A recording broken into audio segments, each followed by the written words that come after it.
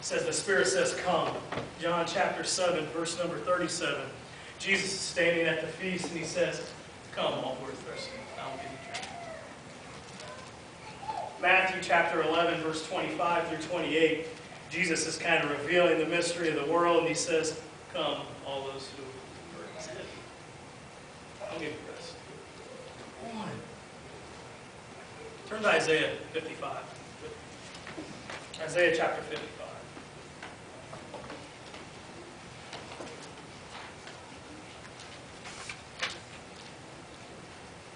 Isaiah chapter 55 and verse number 1 through 3.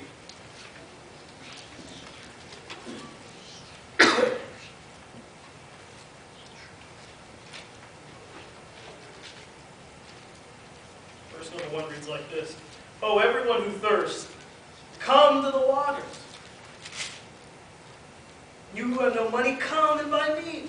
Yes, come, buy wine and milk without money, without price. Why do you spend money for what is not bread? Your wages for what does not satisfy. Listen to me. Listen carefully to me. Eat what is good. Let your soul delight in abundance.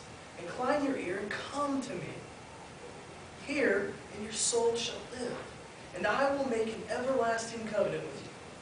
Sure verses. Plead, come. No money? Come on. No food? Come on. Lavish you with food. Let me provide for you. Let me give these things I have promised you. No, I'm not saying, yeah, you decide to become a Christian, you're getting that new minivan you always wanted. No, I'm not saying that. These things, these blessings are spiritual that I talk about. He says, come on. Put these things on you. Here we are. Reluctant to come out of fear, just not knowing, maybe the cost. Fear of being rejected, having to deal with hard situations with family. All those things are part of the fear. But our Savior says, come.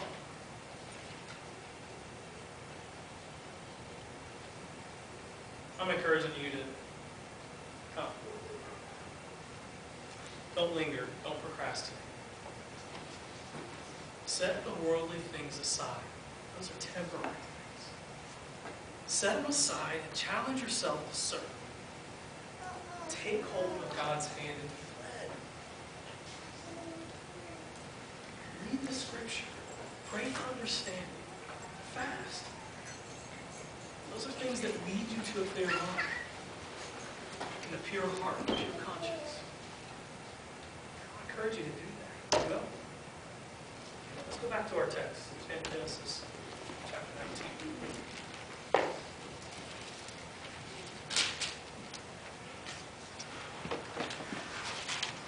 And if you get back in the text in Genesis 19, you look at verse 17.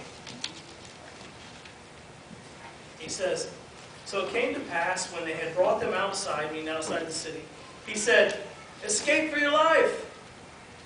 Don't look behind you, or stay anywhere in the plain. Escape to the mountains, lest you be destroyed. He essentially says, run for your life. He gets them out of the city. He's like, get out of here. You know. And then he says, don't look back. Don't even be in the plain. Don't be close to evil.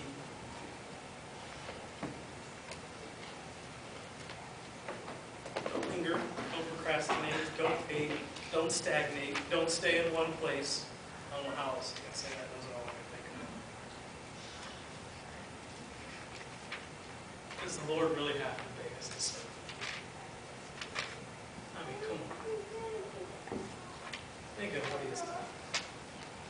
If you really comprehend the magnitude of all the things he's put into place for us, starting with the beginning of the Old Covenant law, transitioning into the New Testament, all the awesome things he's put into place for us.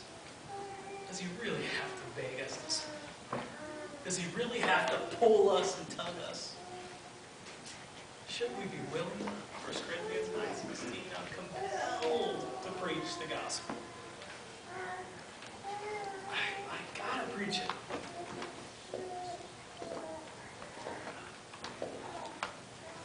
danger in waiting in the plane, procrastinating, saying I'll do it later. Satan desires to have your soul for eternity. That's very real. When you leave this life and you will stand before God, and you stand there and you meet the man, the God, the being that has created all things. She's good. She's good. She's not bothered. You meet that God. Wouldn't it be good to stand there with a pure heart, a pure conscience, say, God, I have served you passionately with all my life, all my assets, all my passions and desires and everything that you have blessed me with, I bless you. I long to do that. Leave nothing back. Put it all on the table. Cars, houses, cash, nest eggs, it's all good. But when will we determine what's important? Set those monetary things aside, those temporary things aside, and serve. I encourage you to do that. To run for your life. Look at verse 26. We're talking about Lot and his wife. It says, but his wife looked back behind him.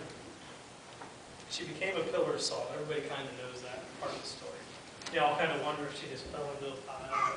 She froze and she was like a statue of salt. I don't know. I just think about that. So, but she looked back.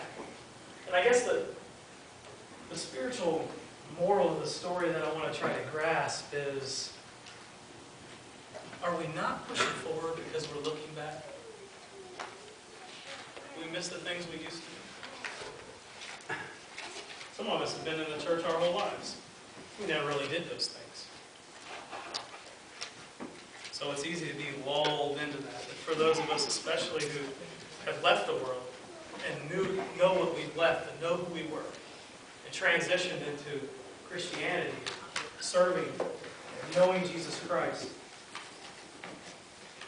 I think really oftentimes we procrastinate, we wait, we stop because our heart still desires some of the things of the old world, the old life.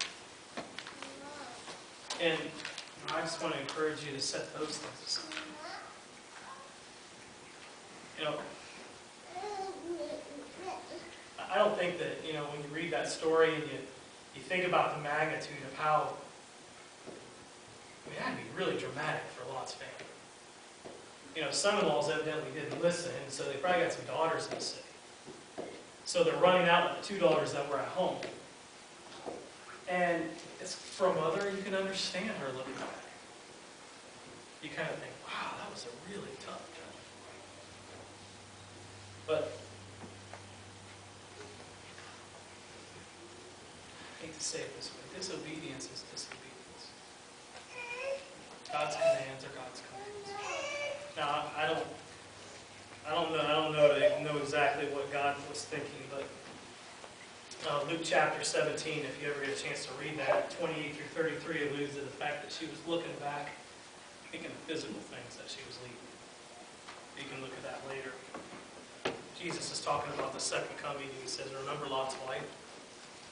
And he uses her as an example. Really, what I'm getting at is this. We're all in the position that Lot and his wife were in. We're in the plane. We're making our way away from evil. Our face is fixed to heaven. And here we are, running the risk of returning back to the place that's being destroyed, or that brings destruction. The things that we say we profess to abandon.